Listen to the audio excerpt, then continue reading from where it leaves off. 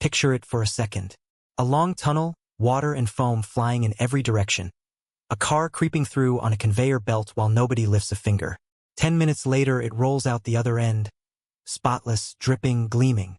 You're standing in the office watching a screen tick up every time a customer taps their card.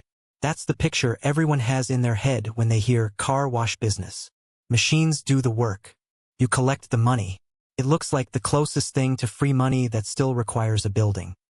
Here's the problem with that picture. It's not wrong exactly, it's just missing about 80% of the actual business. An automated car wash isn't a vending machine that happens to be car-sized. It's a small industrial plant, a real estate bet, a subscription company, and a maintenance operation all running at the same time, wearing a friendly logo. The operators who make real money in this industry understand every one of those 4 businesses. The ones who lose money usually only understood one of them, the pretty one, the machine that cleans cars. So let's actually take this apart piece by piece and look at what owning a car wash really means financially. When most people say car wash, they picture the modern express tunnel, the kind where you never leave your car. A belt pulls you through a sequence of brushes, foam and dryers, and the whole thing takes 3 to 5 minutes. That format has essentially taken over the industry, and the reason is brutally simple: volume. A well-run express tunnel can push somewhere close to 150 to 180 cars through in a single peak hour. Compare that to a full-service hand wash with a dozen employees scrubbing by hand, or an old single-bay rollover machine that can only handle 1 car at a time, and there's no contest. The tunnel format wins because it turns car washing into a throughput problem, and throughput is where the profit lives. But here's the part that surprises people. This isn't really a discretionary spending business. It behaves more like a maintenance category than a luxury. There are roughly 285 to 290 million registered vehicles on American roads right now, and the average car on the road today is older than it has ever been, pushing past 12 years. Older cars need more protection, not less. Regular washing is one of the cheapest ways to protect paint, slow down rust, and preserve resale value. Add in road salt through winter in half the country, pollen coating every car in the spring, and dust storms rolling through the Southwest, and you get a demand base that barely notices a recession. Roughly 3 out of every 4 drivers in the US now use a professional wash instead of doing it in the driveway. Nobody wants to spend Saturday morning on their knees with a hose when a 5-minute automated wash costs less than a sandwich. That's the underlying demand. Stable, seasonal, mildly recession-resistant. But stable demand alone doesn't make a great business. What makes this industry genuinely interesting is what happened next, the shift to subscriptions. We'll come back to that. Before you spend $1 on equipment, you need dirt. And finding the right dirt for a car wash is one of the hardest parts of this entire business. Harder than most people expect going in. The ideal site sits on a secondary arterial road, not a highway, with traffic counts somewhere between 15,000 and 30,000 vehicles passing per day. You want a speed limit low enough, 30 to 45 miles an hour, that a driver has time to notice your sign, decide, and safely turn in. You want to be positioned for the evening commute home, because almost nobody makes an aggressive left turn across oncoming traffic to get a car wash. And you want to sit near other high-traffic retail, a grocery store, a big box store, a busy strip center, because the decision to wash your car is almost always impulsive. You need to be sitting there the moment that impulse hits. A solid corner lot in a growing suburban market, think the outer edges of Charlotte, Austin, or Tampa, will run somewhere between $600,000 and $2 million just for the land, before construction even begins. And then there's the permitting gauntlet. Municipalities frequently classify car washes as high-impact commercial use, which triggers environmental review, stormwater drainage studies, noise assessments, and design approvals. In some jurisdictions, that process alone stretches 12 to 18 months. During all of that time, you're paying interest and carrying costs on a piece of land that's producing exactly $0 in revenue. Once the land is secured, you're not building a simple storefront. You're building a facility that has to survive constant moisture, aggressive cleaning chemicals, and non-stop mechanical vibration for years without cracking apart. The concrete has to be reinforced and sealed with chemical-resistant coatings. The plumbing needs to be heavy-duty, corrosion-resistant piping. And the electrical load is enormous. A typical express tunnel needs somewhere between 400 and 800 amps of three-phase power at 480 volts, which is the kind of electrical service you'd expect at a small manufacturing plant, not a retail strip. Then you need the vacuum plaza, usually 15 to 25 individual vacuum stalls with canopies, underground piping, and proper drainage, which alone eats up a huge chunk of your lot. And you need stacking room, enough space for 30 to 50 cars to queue before the entry kiosk. Because if your line spills out onto the public road, you've created a traffic hazard that can put your operating permit at risk. All in, site work and construction for a properly built express tunnel typically runs somewhere between $900,000 and $1.3 million on top of the land before a single piece of wash equipment gets bolted down. Add the land and the building together and you're looking at a total project cost before equipment that frequently lands north of $2.5 million. Now the part people actually picture when they imagine this business. The tunnel equipment itself. The conveyor is the spine of the whole operation. It grabs the front tire and pulls the vehicle through the entire wash sequence at a controlled pace. Along the length of the tunnel you've got foam arches, high-pressure rinse nozzles, rotating side and top brushes, wheel cleaning rollers near the ground, chemical injection systems dosing wax and sealant at precise moments, and at the very end, a bank of high-velocity blower units drying the car before it exits. All of it is coordinated by an industrial control system wired to sensors and cameras that scan each vehicle's shape and adjust brush pressure and chemical timing in real time. A full equipment package from a major manufacturer typically runs between $350,000 and $600,000 for the tunnel alone, before installation labor. Add the entry kiosks, touchscreens, card readers, license plate recognition cameras, and you're adding another $60,000 to $100,000 on top. This is the number that convinces most people this is a serious capital business and not a side hustle. You're not opening a coffee shop with an espresso machine and a fridge. You're commissioning a small automated factory. A busy tunnel uses somewhere between 25 and 60 gallons of fresh water per vehicle. Run 200 cars through on a Saturday and you've used somewhere between 5,000 and 12,000 gallons in a single day. At municipal commercial rates, that adds up fast, which is exactly why every serious modern operator installs a water reclamation system. Wastewater from the tunnel floor gets pulled into underground settling pits, where solids drop out. What's left gets filtered, treated to control bacteria and odor, and recycled back into the early wash stages. A well-built reclamation system can recover up to 85 or 90% of the water entering the tunnel. Only the final rinse uses fully fresh water, usually passed through a reverse osmosis system that strips out the dissolved minerals responsible for those white spotting marks you sometimes see after a cheap wash. That final rinse is genuinely what separates a professional result from a garden hose at home. In drought-prone states, California, Arizona, parts of Texas, water authorities can impose usage restrictions with almost no warning. A tunnel without reclamation infrastructure in one of those markets is one dry summer away from a forced slowdown or shutdown. This isn't an optional green initiative anymore. It's operational insurance. Here's where this business gets genuinely clever, and it's the part most outsiders never notice. The basic exterior wash uses maybe 10 to 15 cents of chemical per car. Step up to the wax package and you add another 15 to 20 cents. Add tire shine, another 10 to 15 cents. Add the top-tier ceramic sealant coating, and you're adding maybe 35 to 45 cents total in chemical cost across the entire premium sequence. Now look at what customers pay for that upgrade.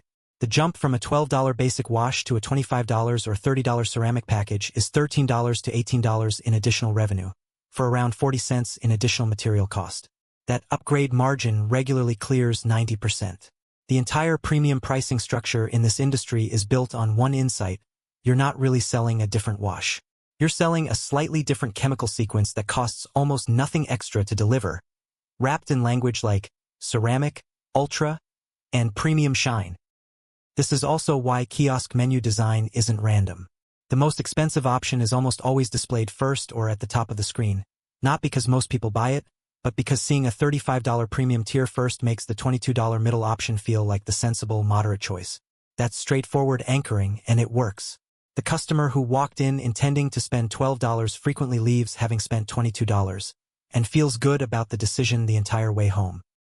The motors in a tunnel don't stop moving during business hours. High-pressure pumps, dryer blowers, air compressors, the conveyor drive, dozens of vacuum motors, all pulling power continuously. A standard express tunnel consumes somewhere between 1.3 and 2.2 kilowatt-hours per vehicle washed.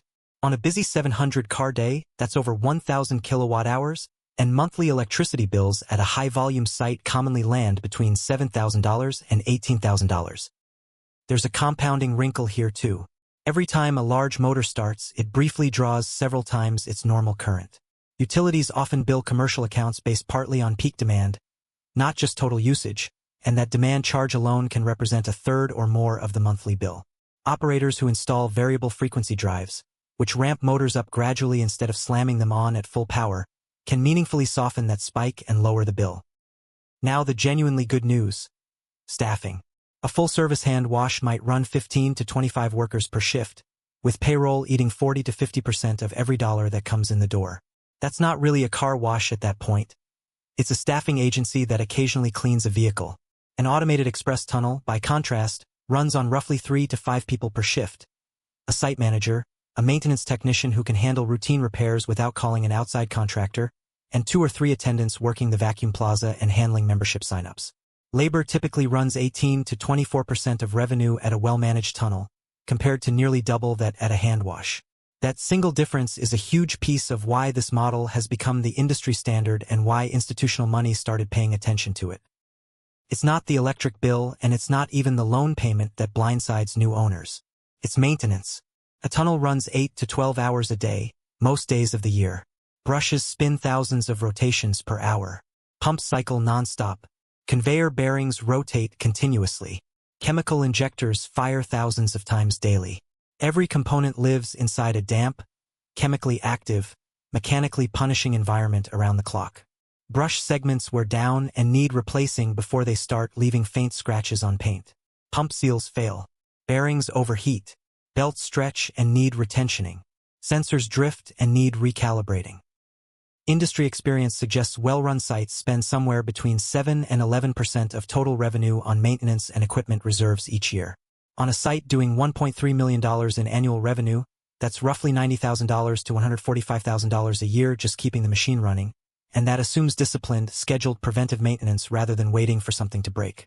Skip that discipline to save money short-term, and you end up paying far more later, usually at the worst possible moment, which brings us to the risk that actually keeps operators up at night. A typical express tunnel prices its tiers something like this. A basic exterior wash around $12, a mid-tier wax package around $18 to $20, a premium ceramic package around $28, and an unlimited monthly membership around $35 to $40. The membership is where the entire business model quietly transforms. A customer paying $38 a month can wash their car every single day if they want to. Most members actually visit 2 to 4 times a month. At 2 visits, the operator has collected $38 while spending maybe $6 to $8 total in variable cost. The rest is close to pure profit. And critically, that $38 arrives automatically on the same day every month, rain or shine, whether the customer shows up or not. That's what converts a weather-dependent, impulse-driven retail business into something that behaves like a subscription company. At the largest chains in this industry, subscription revenue now accounts for the clear majority of total wash sales, often 3/4 or more, with membership bases running into the millions of paying customers. That recurring revenue base is exactly what drew billions of dollars of private investment into this industry over the past decade. On a solid weekday, a well-positioned single location might run 200 to 250 cars at an average ticket around $14 to $16, plus its share of membership revenue. Saturday is typically the single biggest day of the week by a wide margin. Across a full year, a strong location in a good market can generate somewhere between $1.1 million and $2.2 million in total revenue. Now subtract reality. Labor at 18 to 24% of revenue. Chemicals and supplies at 4 to 7%. Utilities at 6 to 9%. Maintenance and equipment reserves at 7 to 11%. Property taxes around 2 to 4%. Insurance around 2 to 3%. Marketing and membership acquisition around 3 to 5%. Administrative overhead and software systems around 3 to 5%. And finally, debt service on the millions you borrowed to build the site, typically 9 to 14% of revenue. Add it up, and a well-run location spends somewhere between 55 and 65 cents of every dollar it collects. That leaves an operating cash flow margin, the number lenders and investors actually care about, somewhere in the 35 to 45% range. On a site doing $1.5 million in revenue, that's roughly $525,000 to $675,000 in operating cash flow before loan payments and taxes. That's a genuinely excellent margin compared to most retail categories, where 10 cents on the dollar is considered a good year. But remember the capital you put in. If you borrowed $3 to $3.5 million to build the site, annual debt service alone might run $250,000 to $330,000. Subtract that, and your net profit in a good year might land somewhere between $180,000 and $320,000 on an investment of roughly $3.50 to $4 million. At that pace, full payback of your original capital typically takes somewhere between 11 and 20 years, depending heavily on how fast membership grows, whether a competitor opens nearby, and how well the equipment holds up. Here's the scenario that actually damages a car wash business more than almost anything else: equipment failure at the worst possible moment. A blower motor failing on a quiet Tuesday morning is a minor inconvenience. You lose a couple of hours while a technician handles it. A blower motor failing at 9:30 on the Saturday before a holiday weekend, with 40 cars stacked in your queue and half your membership base trying to get their car cleaned before a family trip, is an entirely different event. You lose your single highest revenue window of the month. You have dozens of frustrated customers who drove past competing options to reach you. And if it happens to the same customer twice, some of them quietly start driving to the tunnel that opened 3 miles down the road instead. Which brings us to competition, because it's a real and rapidly growing risk. Over the past several years, private capital poured aggressively into this industry, and in some years the country added close to 1,000 new express tunnels. In many suburban corridors, that means 3 or 4 tunnels now compete within a few miles of each other for the same pool of membership customers. When too many locations chase too few drivers, membership pricing gets squeezed. In some overbuilt markets, monthly membership pricing dropped by mid-single-digit percentages in a single year as operators matched each other's discounts to defend market share. The correction has already shown up publicly. Several regional chains that expanded aggressively on borrowed money ran into serious financial trouble once growth slowed and interest costs rose, with more than one major operator restructuring debt or exiting markets entirely after overpaying to expand into territory that was already saturated. The lesson isn't that the underlying business is broken. The unit economics at a single well-located site remain genuinely strong. The lesson is that overpaying for rapid growth and over-leveraging the balance sheet can destroy an otherwise excellent business model. If you own a single location, you're competing with one hand behind your back. Your chemical cost per gallon is higher than an operator running 20 sites who buys directly from manufacturers at volume pricing. Your one maintenance technician can only be in one building at a time, so anything beyond routine repairs means calling an outside contractor at premium rates. Your membership only works at your one site, while a regional operator down the road offers membership access across an entire metro area. Multi-site operators share management overhead across locations, negotiate utility and chemical contracts at scale, run a maintenance crew that rotates across several sites instead of sitting idle, and offer a membership product that's simply more compelling than anything a single independent site can match. That's why this industry has consolidated so quickly over the past decade, and why thousands of independent single-site owners increasingly find themselves paying more, earning less margin, and slowly bleeding membership customers to the chain that just opened nearby. Let's be honest about the phrase that shows up in every pitch deck and every social media post about this business: passive income. Machines do the work, you collect the money, you go live your life. Here's what actually happens in year 1. Your conveyor sensor glitches at 6 in the morning and your site manager is calling you before coffee. A membership customer disputes a charge and threatens a bad review over it. Your water reclamation system throws an alarm because something in the bioremediation stage has gone off balance. And now there's a faint odor that's going to cost you a week of repeat visits until it's resolved. Your best vacuum attendant just took a job paying $2 more an hour somewhere else. None of that happens on a convenient schedule. The operators who actually build profitable car wash businesses are reviewing daily performance reports, tracking membership churn before it becomes a real problem, and maintaining relationships with equipment vendors so they get priority service instead of sitting in a queue. What you're really buying when you invest in an automated car wash isn't a passive income stream. You're buying a business with excellent unit economics when it's run with discipline, and mediocre or negative economics the moment it's run carelessly. Run the numbers 2 different ways. In the strong scenario, you land an excellent site on a high-traffic suburban commuter road with no nearby competitor.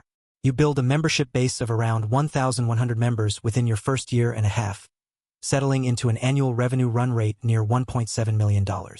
Expenses run tight, around 57% of revenue, giving you roughly $730,000 in operating cash flow. After debt service of around $300,000, you're netting close to $430,000 a year, recovering your original investment in roughly 8 or 9 years, with strong free cash flow from that point forward. In the realistic scenario, a competing tunnel opens a mile away 18 months in. Membership growth stalls, and you're forced to run a discounted membership tier to hold on to customers, giving back several dollars per member each month. Maintenance costs come in above projection because your site is busier than expected. You take one significant equipment failure in year 2, a blower motor replacement plus a lost peak weekend. Expenses land closer to 64% of revenue instead of 57%. Your net profit after debt service settles around $150,000 a year on the same roughly $3.7 million investment. Both of those sites are running identical equipment, an identical membership concept, and the same chemical programs. The gap between those two outcomes isn't a difference in the business model. It's a difference in site selection, competitive timing, and how disciplined the operator actually is once the doors open. This industry generates well over $20 billion a year in revenue nationally, and there are genuine fortunes being built inside it, by people who chose their site carefully, maintained their equipment on a schedule instead of a crisis basis, grew membership patiently instead of chasing rapid expansion on borrowed money, and reinvested profit rather than pulling it out early. The people who lost money, and plenty have, especially over the last few years, were mostly the ones who believed the passive income story and handed the keys to something that actually demanded their full attention every single week. The machine cleans the car. It doesn't run the business.